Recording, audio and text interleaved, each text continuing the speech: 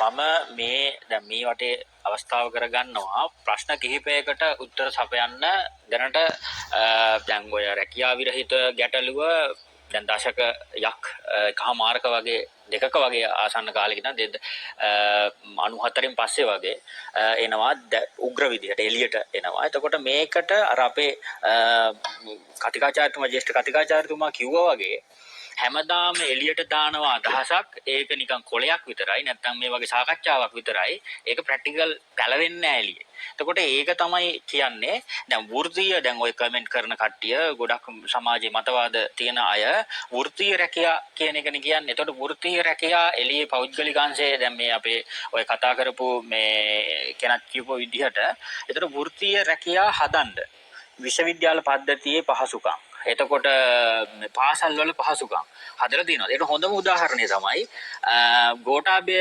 ජනාධිපතිතුමා කියනවා මේ ආර්ට් ප්‍රශ්නේ කලා විෂය දාලා මානව ශාස්ත්‍රීය විෂයන්. එතකොට ඒවම කරන්නේ සිංහල බෞද්ධ ශිෂ්ටාචාරය වගේ විෂයන්ම කරන්නේ අය හැමෝම ඒවනේ තෝරන්නේ වැඩි. වැඩි ප්‍රතිශතයක් තියෙන්නේ ඒ උපාධිය. ඒක සමාජ විද්‍යාව, මනෝ විද්‍යාව ඔය වගේ විෂයන්. එතකොට ඊට පස්සේ එතන තව එකක් තියෙනවා. දැන් ඒක එයාගෙනුත් අහද්දී එන උත්තරේ දෙකම සමානයි. හරිනි මේ අග්‍රාමාත්‍යතුමියත් එක්ක ඔය දෙකම සමාන උත්තරයක් තමයි දුන්නේ. ඒක බලන්න පුළුවන් ඕන තරම් මේ මීඩියා වල කියප එක. එතකොට ඒකේ කියන්නේ ඒවා පාසල් වල තිබ්බේ ඒවා ගුරුවරු හිටියේ ඒවා. ඔක ලස්සන එකක් කියන්න පුළුවන්. ගමේ ගිහිල්ලා අනුර කුමාර ජනාධිපතිතුමා වෙන්න ඉස්සෙල්ලා එතුමා ලස්සන කතාවක් කරනවා ගමේ. ඒ කියන්නේ ගමේ පිරිසට කරන කතාවේදී යා කියනවා අපේ ගමේ තිබෙන්නේ මෙන්න මේ විෂයන් ඒ නිසා මම තෝරගත්තේ මේක අර ගුරුවරයා දෙකක් ඉගන්වුවා තුනක් ඉගන්වුවා ඔහොම කතාවක් කියනවා. දැන් මේ කතාව ඇතුලේ අපිට පේනවා මේ අපිට වෘත්තීය හරි එහෙම නැත්නම් පිරුම් තටාකයක් තිබ්බනම් ඒකේ කෝච් කෙනෙක් වෙන්න හරි මොනවා හරි මම කියන්නේ මොකක් හරි එක තෝරා ගැනීම අඩුයි. ප්‍රතිශතාත්මක ප්‍රමාණාත්මක තෝරා ගැනීම අඩුයි. අන්න ඒ තෝරා ගැනීම ප්‍රමාණය හැදුවට පස්සේ තමයි මේක එළියට එද්දී හැබැයි කාලයක් යනවා. එතකොට දැන් මෙයාලා කියන්නේ අපිට මම මෙහෙම කාරණයක් කිව්වොත් ඔබතුමාගේ පිළිතුරක් බලාපොරොත්තු වෙන්න දැන් ඔය කලා විෂය දහරන්න වල උපාධි ලබා ගැනීම ප්‍රතිශතය වැඩිනේ. ඒක දැන් දීර්ඝ කාලීනව අපේ රටේ තිබෙන දෙයක් ඒක වැඩි. මෙහෙම කෙනෙකුට හිතුනොත් එහෙම උපාධියක් ලබා ගැනීම රාජ්‍ය රැකියාවක් ලබා දීම හා සම්බන්ධ වීම නිසා ඒ උපාධිය ලබා ගන්නා විෂය මොකක් වුණත් උපාධිය ලබා ගැනීමට පෙළඹෙනවා කියලා නෑ. දැන් ඒකේ මෙහෙමයි. දැන් අපි විෂයන් තියෙන ප්‍රමාණයක් තියෙනවානේ. ඒ විෂයන් ටිකෙන් හැමදාම තෝරගන්නේ එකම විෂයන් ටිකක් වෙන්න හේතුව සම්පත්වල ප්‍රශ්නයක් තියෙනවා. දැන් උදාහරණයකට ඔය දැන් මානව ශාස්ත්‍රීය ඒ වලේ වුණත් සමහර විෂයන් වලට ප්‍රමාණය පොඩි ප්‍රමාණයක් යන්නේ.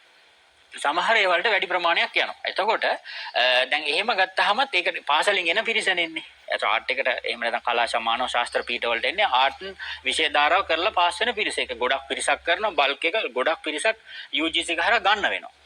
එතකොට ඒ වෙන නිසානේ. එතකොට ඒව ඔක්කොම අඩු වෙලා එන්න නම් හදන්න ඕන මෙතන ක්‍රමවේදයක් එළියට එද්දි. එතකොට එතන අපි පෙන්වන්නේ වෘත්තීය රැකියා කමන්නේ හැදුවට ඒක අපි කියනවා හදන්න ඕන.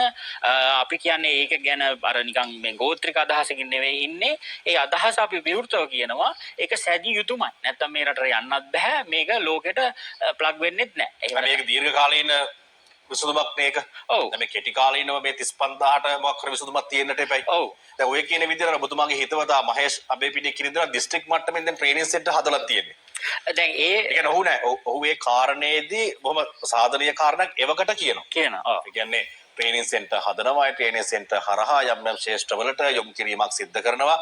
ඒ කාරණය සාධනීයයි. ඔව්. ඒතර කෝල්ලක්වත් දීලා හුව නැද්ද දැන් මහේෂ් මොකද මේ වැඩේ කරනවද කියලා? නෑ ඉතින් ඒකෙත් කියන්නේ දැන් විභාග ක්‍රමයක් ගැන. එතකොට විභාග ක්‍රමය ඇතුළේ කියන්නේ ගන්න පුළුවන් ප්‍රමාණය 75ක් වගේ ප්‍රමාණයක් ඒකෙන් තමයි කියන්නේ. අපි ඒකට විරුද්ධ විභාග ක්‍රමයකදී सिद्ध කරන්නේ දැන් මෙතන ඉන්නවා ඔය කොරෝනා ප්‍රශ්න, එතකොට මේ බෝම්බ පාස්කු ප්‍රහාරය, එතකොට අනධ්‍යන වැඩ වර්ජන, එතකොට විශ්වවිද්‍යාලවල ආචාර්යවරුන්ගේ යම්කිසි අර මේවා ඉවර කරද්දී එන කාලයන් පිළිබඳ ප්‍රශ්නයක් තියෙනවා. ඉතින් ඒ වගේ කියන්නේ මේ උපාධි පාඨමාලා. එතකොට ඒ වගේ දේවල් එක ගොඩක් කට්ටියගේ වයස ගිහින් තියෙනවා. එතකොට 45 පැනපු අයත් පිරිසක් ඉන්නවා. එතකොට එහෙම ඉන්න පිරිසට අපි කියන්නේ අර විභාගවලදී එන්නේ නැහැනේ. දැන් උදාහරණයකට මේගොල්ලොම කිව්වා අපි සාකච්ඡාවලට යද්දී මෙන්න මේක අහන්නකෝ. මාලිමාව රජයේ පළවෙනි අයවැයෙන්ම අනිවාර්යයෙන්ම සියලුම රැකියාවට එකතු වී උපාධිධාරීන්ට රැකියාව ලබා දීමේ කටයුතු අපි සහභාගී කරනවා. විශේෂයෙන් අපි දන්නවා අපට පුළුවන්කම තියෙන කියලා විශ්වාස කරන 20000ක් විතර ගුරු සේවයට එකතු කරගන්න. තව 12000ක් විතර විවිධ සේවාවන්ට එකතු කරගන්න. දැන් මේ වගේ මේගොල්ලෝ කියන්නේ මං හිතන්නේ මේ වේදිකාවල් වලට ඇවිල්ලා ඔස්තාර්ලා විදිහට දුන්නේවනේ. එතකොට ඒ කියන්නේ පුදුම විදිහට මේක කොලයක් පෑනක්වත් නැතුව සංඛ්‍යා ලේඛන දත්ත හදලා කියපුවනේ ඔය තියෙන්නේ. ඔබත් හිටියනේ වේදිකාවේ. ඒ يعني අපි මේ අරගෙන ආපු මේකේ රටේ රැල්ලකුත් තිබ්බනේ. රටේ රැල්ලක් තිබ්බා සහ රටේ 76ක දේශපාලනයේ කුණු වෙච්ච දේශපාලනයක් කියලා අයින් කරා. ඒ අයින් කරපු එක ඇතුලේ අපිත් හිටියා. එතකොට අපි කැම්පස් යද්දී අපිත් තිබ්බා මේ ගොල්ලෝ බලයට එන එක ගොඩක් හොඳයි කියන එක. මොකද අර්ථිවිච්ච දූෂණ වංචා ඒවත් ප්‍රශ්නත් එක්ක කොහොම හරි දැන් ඒවා තියනවද නැද්ද කියන එක අපි පැත්තකින් තියමුකෝ. ඒ තියෙච්ච චිත්‍රෙත් එක්ක අපි එහෙම හිටියා. මට කොහොමද බංකොලොත් තත්ත්වයට ගියානේ. ඒතකොට ඒ තත්ත්වයට ගියපු එකත් එක්ක අපි මේ මාර්ගය තෝරගත්තා. අපි ඇත්තටම හිතුවා මේගොල්ලෝ අපිට දෙයි කියලා ආපු ගමන් ඇත්තට මේ සහෝදරවරුන්ට එහෙම කරන්න වැඩක් නැති වෙයි කියලා අපි හිතුවා එක අවස්ථාවක. අපි හිතුවා මේ සහෝදරවරු විසිරුවලා දායි කියලා. ඒ තරම් අපි එහෙම එකකටත් අපි හිතාගෙන හිටියා. ඒ දවස්වල අපි කතා කරද්දි මේ ධම්මික සහෝදරයාට එහෙම ලහිරු සහෝදරවරුන්ට තන්නේ හඳුල්ලට එහෙම නැති වෙයි කියලා හිතුවා මුකුත් මාත්‍රිකා. ඉතින් ඒ කියන්නේ මේක ජනතාවාදී, වාමවාදී, සමාජවාදී එකක්නේ. එහෙම එකක් හඳුන්වා ගන්නවානේ. එතකොට එහෙම එකක් නම් අපි එහෙම හිතුවා. එතකොට එහෙම හිතලා තමයි අපි කියන්නේ අපි ගොඩක් අර මේ කිව්වා වගේ ගොඩක් වැඩ කටයුතු කරගෙන ගියා. නමුත් අපිට උනේ අර අලුත් මනාලියක් අරන් ගියාට පස්සේ ගෙදරකට ඒ මනාලයා විතරක් රවට්ටනවා නම් අපිට පුළුවන් හිත හදා ගන්න. මනාලයා විතරනේ. හැබැයි නැන්දම්මා මාමණ්ඩිය ඔක්කොම එකතු වෙලා රවට්ටනවා නම් වටේ ඉඳගෙන මොකද්ද වෙන්නේ? කියන්නේ හැමෝම රවට්ටනවා නම් දැන් කතා කරපුවම කවුරුවත් හරි පිළිතුරක් දෙන්නේ නැහැ. ඒ කපුවගේ නම රවට්ටලා තියෙන දැන් ඔබතුමාලා. එහෙම ගත්තොත් ඒක තමයි වෙලා තියෙන්නේ. දැන් හැම වටේම රවට්ටලා. එතකොට දැන් කියනවා දෙන්නේ නැහැ. ගන්නෙ නැහැ. මම කියන්නේ දැන් ඔබලාට ඍජුව ප්‍රශ්න කරන්න පුළුවන්නේ. සුනිල් හඳුන් නැති දැන් වර්තමානයේ අමාත්‍යවරයෙක්. ඒක ඍජුව ප්‍රශ්න කරාද මේ පස්සේ අඩුම ගානේ හම්බෙලා හරි කතා කරලා හරි එතන ඔබතුමාලා මෙන්න මෙහෙම පොරොන්දු දුන්නා මේවා කතා කරා. ඔව් ඒක රාජ්‍ය පරිපාලන අමාත්‍යාංශයේ ඒ ඇමති එක්ක අමාත්‍යතුමා සහ අපේ පිරිසක් අපි සම්බන්ධ වුණේ නැහැ. අපේම පිරිසක් රැකියා විරහිත පිරිසක්ම සම්බන්ධ වුණා. ඒතකොට එතනදි කිව්වේ ඔය වයස් ගැටලු ආවා. එතකොට ඔය මේ විභාග ක්‍රමයක් කිව්වේ ස්කීම් ක්‍රමයක් නෙවෙයි. ස්කීම් කියන්නේ අර පොදු ක්‍රමයක් නෙවෙයි. හැමෝම රෙජිස්ටර් කරගෙන කරන ක්‍රමයක් නෙවෙයි. නමුත් ඒක ඔක්කොම දුන්න පොරොන්දුනේ. දැන් ඒවා දුන් පොරොන්දු විතර. වයස් ගැටලුවක් කියලා කියන්නේ ඔවුන් ජනාධිපති වෙන්න කලින් ඔබතුමාලා එක්කන්ගේ තරුණ තරුණියන් ටිකද ලස්සන අවුරුදු 20ක 21ක විතර සාකච්ඡාවට. නෑ එතන හිටියා වයස් ගොඩක්. ඒතොර කිව්වේ නැද්ද? නෑ එතකොට කිව්ව දේවල් කිව්වොත් අවුරුදු 45 පැනපු පොඩි ප්‍රමාණයක් ඉන්නවා. එයාලටත් රැකියාවක් දීලා අවුරුදු 50 පැනපු පොඩි ප්‍රමාණයක් කියන්නේ ගොඩක් නෙවෙයි 20ක් පොඩිම ප්‍රමාණයක්. ඒතර ඒගොල්ලොන්ටත් අභිමානය රැකෙන පරිදි ඒ කියන්නේ උපාධියක් ගත්ත කෙනෙක් අපි කියනවනේ උසස්නේ සමාජයේ එයාලට අභිමානය රැකෙන පරිදි පවා කියන එක තමයි ඒගොල්ලෝ කිව්වේ. නමුත් අද වෙද්දී බල්ක් වශයෙන්වත් වයස් භේදය සහ බල්ක් වශයෙන් ඒ සියලුම ඒවල ભેදනයන් හදලා ඉවරයි. ඒතර හදනමින් යනවා හදලා තියෙනවා ඒ වගේ දේවල්. දැන් ඔය මහලකොට කියන අය සමාජයේ දැන් ලොකු මතයක් මේක එක සෝෂල් මීඩියා වල හදන අයට කියන්න තියෙන්නේ මානව ශාස්ත්‍ර දැන් අනිත් එක තමයි මම ඒක අනිවාර්යෙන් උත්තරේ දෙන්න ඕන. මානව ශාස්ත්‍රීය විෂයන්. දැන් මෙතුමා සිංහල අධ්‍යනාංශය. එතකොට දැන් ඔබතුමා කරන්නේ මීඩියා. එතකොට සංවේදනය හා මාධ්‍ය අධ්‍යයනය ඕන. එතකොට තොරතුරු තාක්ෂණය ඕන. එහෙනම් මානව ශාස්ත්‍රීය විෂයන් ටිකක් තියෙන්න ඕනනේ. ඉතිහාසය ගැන දැනගන්න මේ ඉතිහාසය ඕන. එතකොට රටේ ආගමක් දහමක් ගැන ඉගෙන ගන්න බෞද්ධ ශිෂ්ටාචාරයේ බුද්ධ ධර්ම විෂයන් ඕන. නමුත් ඒවවත් ගැසට් වෙන්නේ නැහැ. එතකොට ඒව ඇතුලේ ඒව අර්ථකථනයක් නැහැ නේ. ඒතර මානව ශාස්ත්‍රීය විෂයන් අපි කියන්නේ අපි මේක අර මම කියන්නේ ඉස්සෙල්ලා මුලින් ගෝත්‍රික විදිහට බලන්නේ නැහැ. අපි කියන්නේ UGC එකෙන් හදන්න පාසල් වලට සහ වෙනත් දැන් මේ ලෙක්චර්ස්ලා වෙන්න ඒ වගේ වැඩ කටයුතු වලට ඕන අමාත්‍යාංශ වලට ඕන පිරිස බලන්න. බලලා අන්න ඒ කොටස උසස් පෙළින් ඇතුළට ගන්න. එතකොට එළියට එන පිරිසත් එක ප්‍රශ්නයක් වෙන්නේ නැහැ නේ. ඒතර ඒව අනාගතේ හදන ඒවා. තවසෙනාට තුනක් තිබෙනවා. ඔව් ඒව අනාගතේ හදන ඒවා. දැන් හැබැයි දැන් මේක කරන්න ඕන අර තියනවා කියන රැකියා ටිකට 30000ක් තියෙනවා කියන 50000ක් ඔක්කොම තියෙනවා කියනවා මේ අයට මේ වලට අපිව ගන්න කියන එක තමයි අපි කියන්නේ. දැන් මෙතන ඔබතුමාලත් එක්ක ඉස්සර ඉඳන් හිටපු සටනේ මේ රැකියාව විරහිත උපාධිධාර ඒකාබද්ධ මධ්‍යස්ථානයේ ඉවත් වෙනවනේ. එතකොට ඔවුන් එක සාකච්ඡා කරන මොවුන් දැන් කියන්නේ මොකක්ද? ඒ කියන්නේ ඔබලා කියන්නේ දැන් මේ ගැටලුව ගැන කතා කරන්න එන්න පාරට බහින්න හරි ජනාධිපතිකම් කාර්යාලයට වටලමු හරි මොකක් හරි කියන්නේ නැතිනේ. එතකොට ඉතින් කියන්න දෙනවා මල්ලි කියලා තමයි. ඉවසගෙන ඉන්න කියලා. දැන් අපි ඉවසුවනේ එදා ඉඳන්ම. දැන් අපේ ගායත්‍රී සහෝදරිය කිව්වා වගේ අපේ ජනාධිපතිවරණය වෙලාවේ ඒගොල්ලෝ කතා කරද්දි කිව්වේ ප්‍රශ්නයක් නැහැ. දැන් කියලා තියෙන ඔක්කොම ටික මේ මහමැතිවරණය වෙනකන් ඉන්න. මොකද 3 දෙනා ඉන්නේ. ඒක ගොඩක් ගන්න ඕන බලය කියලා. ඊට පස්සේ අපේ ළමයි ඔක්කොම එකතු වෙලා අපේ ওই ගෲප්ස් තියෙන ඒවත් එක්ක අපි මේව අරගෙන 159ක්ම අරන් දුන්නා. දැන් 159 වැඩි වෙලා වෙන්නේ නැති මං හිතන්නේ 159ක්ම ඉන්න ප්‍රමාණය දැන් කියනවා අර ගමේ බලෙත් ඕන කියලා. කමන්නේ. ඒක ප්‍රශ්නයක් නෑ කිමුකෝ. ඒක ප්‍රශ්නයක් නෑ. එතකොට දැන් තියෙන ප්‍රශ්නේ තමයි අපිට උත්තර දීලාද ගමට යන්නේ.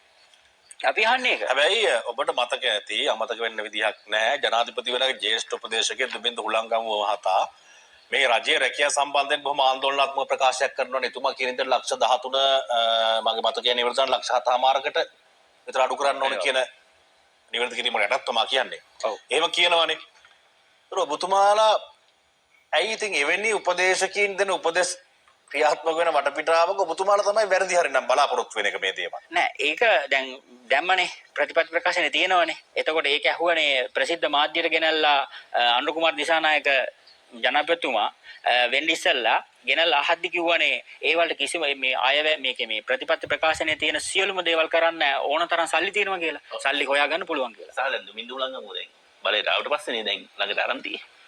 ඔය වැක්සින් කාලේ කට විවේචනය කරපු එක්කලානේ.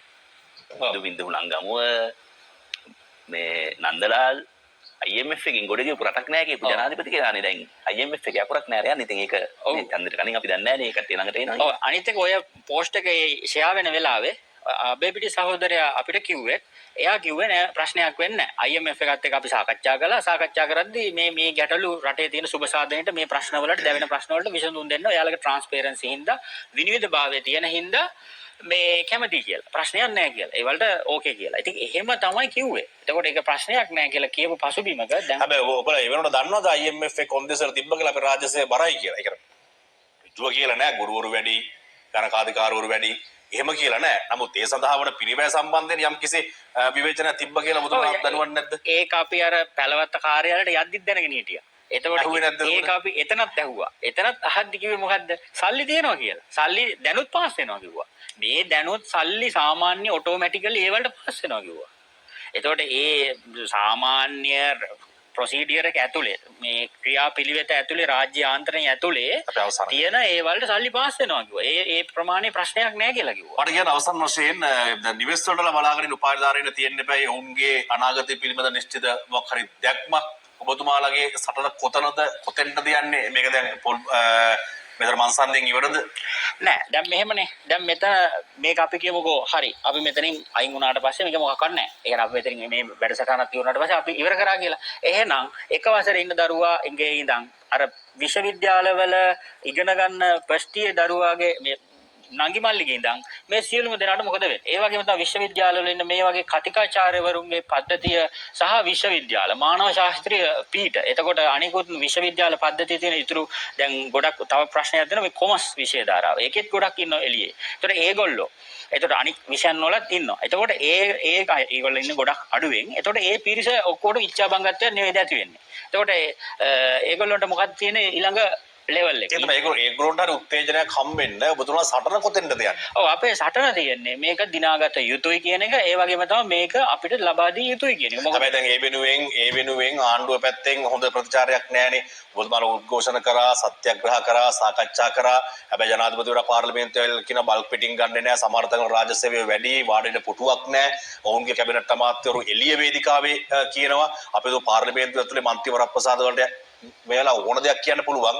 නමුත් පාර්ලිමේන්තුවෙන් එළිය දේශපාලන වේදිකාවෙත් කියන අපි බල්ක් පිටින් ආයෙ ගන්නෙම නැහැ කවදාවත් කියලා.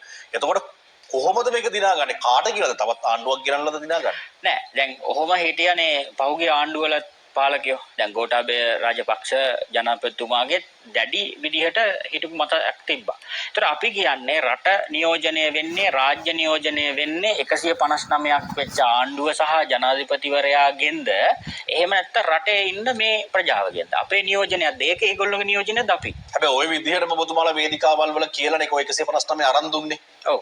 ඒතර කොහොමද උපාධිධාරී අහිංසක ළමයා විශ්වාසයක් තියාගන්නේ මින් ඉදිරියට ඔබතුමාලා ගෙනියන දේශපාලන මතේ ආයි කවදාද දවසක ওই විදිහට පුස්සක් වෙලා රැවටුනොත් මොකද කරන්නේ? නෑ අපි දැන් අපිට මෙහෙමනේ අත පිච්චුනාට පස්සේ ඊළඟට ආයි අත තියෙන එක ගැන ටිකක් හිතනවනේ. ඉතින් ඒ නිසා ඒකට තක්සේරුවක් අපිට දෙන්න පුළුවන්. නමුත් අර අපි කියන්නේ රටේ යම් යම් අවස්ථාවල් වල තේරීම් වෙනවා. ඒක අපි දන්නවා ඉතිහාසය දිහා බලපුවාමත් යම් අවස්ථාවලදී ඉතින් එහෙම ගත්තොත් රටේ ඔක්කොම රැවටිලා. ඉතින් ඒක මාධ්‍ය ආයතනද හැමෝම ගියපු රැල්ලක් තියෙනවනේ. ඒතකොට ඒ නිසා ඒකේ ප්‍රශ්නයක් ලොකුවට මම හිතන්නේ නැහැ. මොකද ඒකට හේතුව ඒ විදිහට ගියපු නිසා මේක අපි යම් තැනකට ඇවිල්ලා තියෙනවා. ඒ කියන්නේ අපි රැකියා විරහිත උපාධිධාරියෙක් ගමක ගෙදරක ඉන්නවද කියලාවත් දන්නේ නැති යුගයක් තමයි මීට මාස 5කට උඩදී තිබ්බේ. එතනින් එහාට. එතකොට ඒක අපි මෙතන ගෙනත් තියෙනවා. මේ බලය වගේ වැඩසටහනකට දක්වා ගෙනත් තියෙනවා. අපි විශ්වාස කරනවා මේක දිනාගත යුතුයි සහ මේක අපිට ලැබිය යුතුයි කියලා. බොහොම ස්තුතියි. අපි සූදානම් කෙටි විරාමයකට යමු.